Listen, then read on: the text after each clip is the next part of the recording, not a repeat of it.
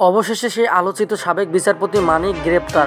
Appeal বিভাগের সাবেক এই বিচারপতি এইচ.এম. শামসুদ্দিন চৌধুরী মানিককে গ্রেপ্তার করা হয়েছে শুক্রবার 23শে আগস্ট রাতে। তাকে গ্রেপ্তার করা হয়। ভারতে পালানোর সময় সীমান্তে তাকে আটকের কথা জানিয়েছে বিজিবি। জানা গেছে, সিলেটের কানাইঘাট দানা সীমান্ত এলাকা থেকে ভারতে পালিয়ে যাওয়ার চেষ্টাকালে সুপ্রিম কোর্টের অবসরপ্রাপ্ত বিচারপতি এইচ.এম. শামসুদ্দিন চৌধুরী মানিককে আটক করেছে বর্ডার গার্ড বাংলাদেশ। বিজিবি শুক্রবার 23শে আগস্ট রাত 10টার দিকে সীমান্ত থেকে আটক করে তাকে বিজিবি ক্যাম্পে রাখা হয়েছে।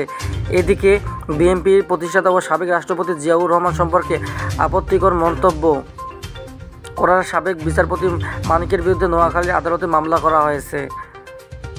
সোমবার 19শে আগস্ট বিকেলে জাতীয়বাদী কৃষক দলের কেন্দ্রীয় কমিটির সাংগঠনিক সম্পাদক রবিউল হাসান পলাশ বাদী হয়ে নোয়াখালীর সিনিয়র জুডিশিয়াল ম্যাজিস্ট্রেট 1 নং আমলে আদালতে মামলাটি দায়ের করেন।